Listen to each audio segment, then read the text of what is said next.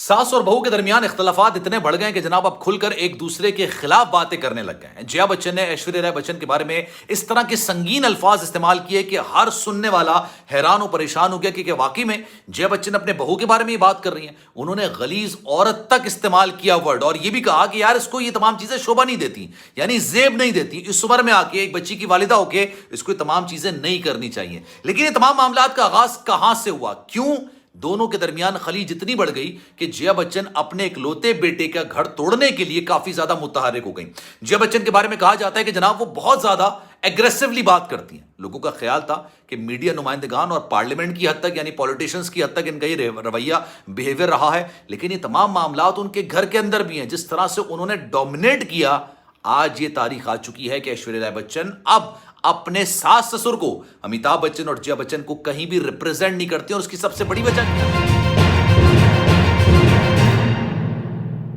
बिस्मिल्लाहिर्रहमानिर्रहीम, अस्सलामु अलैकुम, आपको खुशामदीद। मैं हूं सलमान मिर्जा और आप देख रहे हैं मेरा YouTube channel sum up with Salman Mirza. जनाब बहुत शुक्रिया ये वीडियो देखने के लिए, आप सभी ने वक्त निकाला है। वीडियो के आगाज में तहे दिल से आप सभी का मैं शुक्रिया अदा करता हूं, लेकिन इस दुआ के साथ कि आप जहां हो खैर वाफियत से हों, सेहतमंद हों और तंदुरुस्त हों। जनाब बॉलीवुड लाइफ के अंदर मैं एक आर्टिकल पढ़ रहा था, आपसे कुछ देर पहले ये आर्टिकल छपा, और यकीन जानिए इसके अंदर ऐसी ऐसी चीजें निकलकर सामने आई। इन्होंने शवाहिद और एविडेंसेस की बुनियाद पर ऐसे ऐसे पॉइंट्स उठाए जिससे इस बात पर मोहर सब तो जाती है, यकीन होने लगा है कि जनाब जया बच्चन और ऐश्वर्या राय बच्चन के दरमियान मामलात इंतहाई निचली सतह पर आ गए। ये खलीज, ये दूरियां इस कदर गहरी, इस कदर बढ़ चुकी हैं कि अब मामला पॉइंट ऑफ नो रिटर्न की तरफ चला गया है। और ये मामलात इतने खराब हो गए हैं कि ना ही जया बच्चन ऐश्वर्या राय बच्चन से बात करती है, और ना ही ऐश्वर्या राय बच्चन किसी भी पार्टी के अंदर, चाहे वो बॉलीवुड की पार्टी हो, चाहे किसी बिजनेसमैन की पार्टी हो, ना ही अपने शौहर अभिषेक बच्चन को रिप्रेजेंट करती है और ना ही अपने सास ससुर को रिप्रेजेंट करती है। लेकिन सवाल ये पैदा होता है कि ऐसी क्या वजूहत थी। अभी मैं आपके सामने वो पॉइंट्स रखूंगा, और ये वीडियो जब मैं एडिट पर डालूंगा ना, तो मेरी कोशिश होगी कि उसके स्क्रीनशॉट्स आपको लगा दूं, ताकि आपको बहुत अच्छे से आइडिया हो जाए कि मैं बात एग्जैक्टली करना क्या चाह रहा हूं। अब जनाब सवाल ये पैदा होता है कि 2007 के अंदर ऐश्वर्या राय बच्चन की शादी हुई अभिषेक बच्चन से, और बड़ी चाह के साथ ही शादी हुई, बड़े अरमानों के साथ, बड़े धूम धड़के के साथ ये शादी हुई। और जया बच्चन ने अपने इकलौते बेटे की शादी में जनाब हर कसर जो है ना अपनी वो पूरी की, हर अरमान को पूरा किया। 2011 के अंदर दोनों की बड़ी खूबसूरत सी बेटी पैदा हुई, आराध्या। आज वो दिल्ली हाई कोर्ट के अंदर भी गई थी, उसका केस भी चल रहा था। मतलब आप सोचिए, 11 साल की बच्ची, 6ठी जमात की तालिब इल्म, कोर्ट में गई थी और अपने तहफ़्फ़ुज़ात का उन्होंने इजहार किया था। लेकिन इस मौके पर ना ही अमिताभ बच्चन ने कोई बयान दिया और ना ही जया बच्चन ने कोई बयान दिया।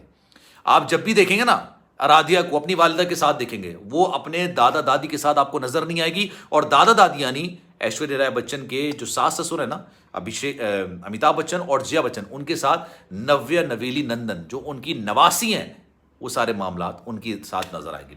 लेकिन ये खलीज का आगाज कहां से हुआ, मैं आपको एक एक करके पॉइंट्स बताता हूं जो उस आर्टिकल के अंदर लिखे हुए थे, और बड़े गहरे किस्म के मतलब पॉइंट्स थे। वो बहुत ज्यादा ऐसे पॉइंट्स थे जिससे आपको यकीन होगा कि यार ये इतना बड़ा घराना है। अमिताभ बच्चन साहब के 2 ही बच्चे हैं, एक अमिताभ बच्चन के जो एक अभिषेक बच्चन है और दूसरी श्वेता बच्चन है।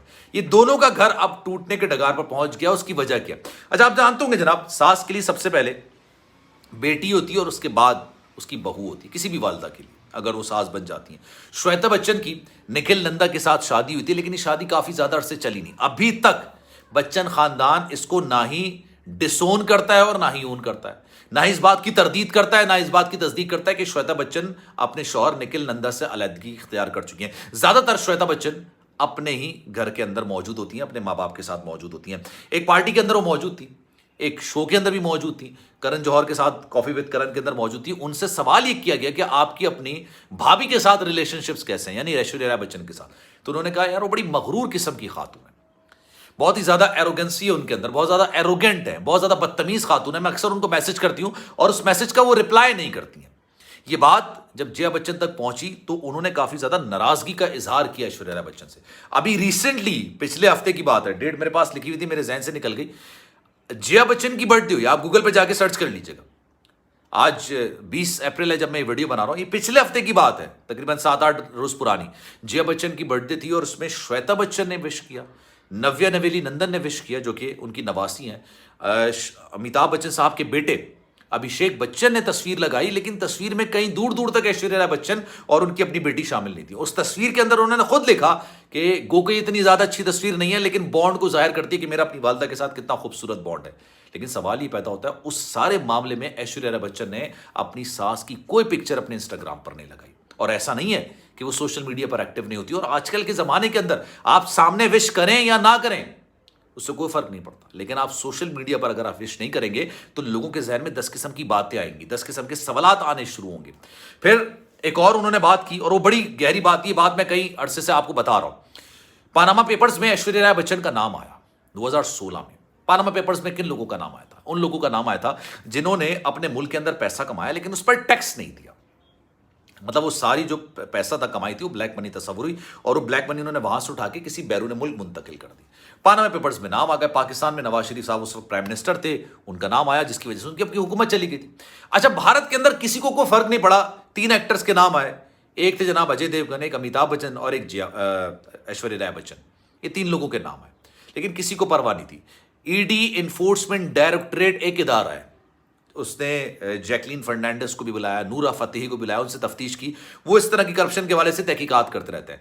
2021 के दिसंबर में वो ऐश्वर्या राय बच्चन को बुलाते हैं और उनसे तफ्तीश करते हैं। और तफ्तीश भी नॉर्मल तफ्तीश नहीं होती, बड़ी ठीक ठाक किस्म की तफ्तीश होती है। 9 घंटे पर मुश्तमिल तफ्तीश की जाती है, और इस दौरान एक लेडी पुलिस इंस्पेक्टर मौजूद होती हैं जो बाकायदा तौर पर कहा जा रहा है कि जदोकोब करती हैं, सख्ती से सवालात करती हैं। और उसके बाद जब ऐश्वर्या राय बच्चन बाहर निकलती है ना, तो उनकी आंखों में आंसू भी होते हैं, काफी ज्यादा घबराई भी नजर आती है। और घर पे आने के बाद वो कहती हैं कि यार मैं भारत में नहीं रहना चाहती, मैं दुबई के रास्ते यानी दुबई जाना चाहती हूँ, उसके बाद मैं यूके यूएसए शिफ्ट हो जाना चाहती हूँ। और ये तमाम मामला तय भी हो गए थे, ये सारी चीजें फाइनलाइज भी हो गई थी, टिकट्स भी हो गए थे, जाने अभी रेडी हो गया था, हर चीज हो गई थी। लेकिन अच्छा, सबसे बड़ी बात ये थी कि ईडी वालों ने ये नहीं कहा था कि आप मुंबई या भारत नहीं छोड़ सकते, ऐसी कोई शर्त नहीं लगाई थी, यानी वॉच लिस्ट में नाम नहीं था।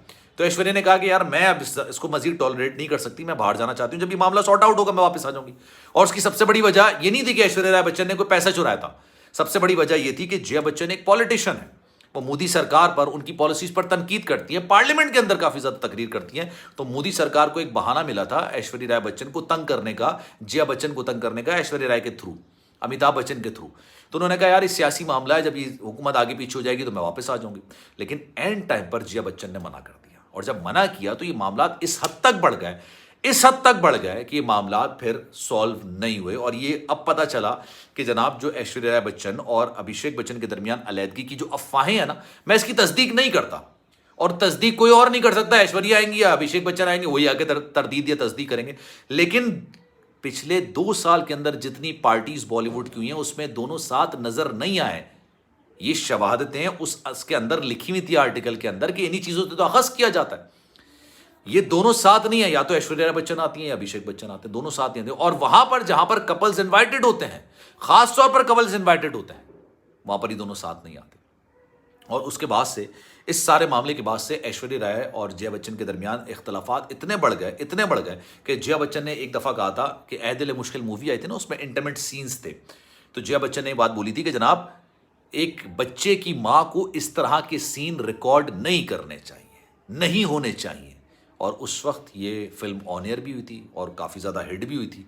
लेकिन ये मामला फिर इस तरह से गड़बड़ी का शिकार हुए। ऐ दिल मुश्किल में क्या मामला हुए थे, कब बच्चन खानदान की ऐश्वर्या राय से लड़ाई हुई थी और उन्होंने करण जौहर को क्या फ़ोन किया था, ये मैं आपको अगले व्लॉग में बताऊंगा। लेकिन फिल वक्त के लिए सलमान मिर्ज़ा को दीजिए इजाज़त। ज़िंदगी रही, सेहत रही, आपकी दुआएं रही, तो इंशाल्लाह फिर मुलाकात होगी। ख्याल रखिएगा अपना। जाने से पहले गुजारिश है, अगर आपने मेरा चैनल सब्सक्राइब नहीं किया, सलमान मिर्ज़ा ऑफिशियल, मेरे यूट्यूब चैनल को सब्सक्राइब ज़रूर करें, बेल आइकन ज़रूर दबाएं। ख्याल रखिएगा अपना। अल्लाह हाफिज़।